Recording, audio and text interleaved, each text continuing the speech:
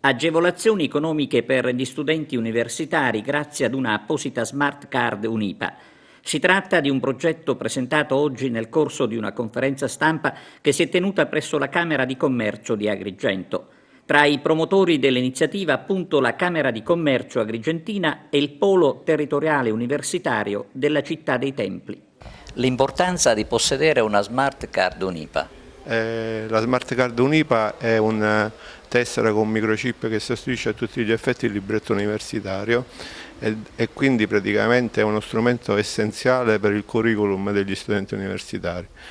A questa prerogativa noi con questa iniziativa vogliamo affiancare l'opportunità per gli studenti di agevolazioni e sconti, promozioni presso gli esercenti commerciali, le società di servizi, le ditte che in ogni caso erogano delle prestazioni per le quali gli studenti di Unipa, tutti gli studenti di Unipa, non soltanto quelli che frequentano i corsi di Agrigento, possono accedere a tali agevolazioni.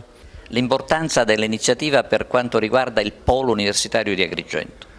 L'importanza è evidente soprattutto per i ragazzi che possono avere qualche beneficio. La cosa sarà estesa anche agli altri due poli territoriali, Caltanissetta e Trapani.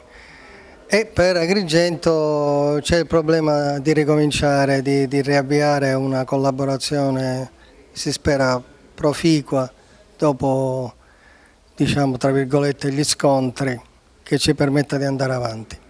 Sinergia tra Polo Universitario e Camera di Commercio per un progetto in favore degli studenti. Sì, da sempre la Camera di Commercio ha creduto e crede nella possibilità che anche ad Agrigento possa fiorire un polo universitario che possa dire la sua e aiutare le imprese. Oggi si rivolge agli studenti e agli imprenditori questa iniziativa.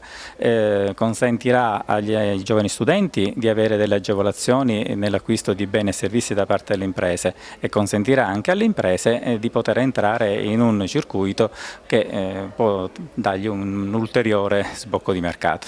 Questa è la prima riunione per diffondere l'iniziativa? Sì, stiamo partendo ora, è un'iniziativa che avevamo già pensato anche da tempo, che ora però ha trovato le condizioni per una sinergia con il Polo Universitario di Agrigento, sia con l'Università di Palermo che è sponsor dell'iniziativa stessa.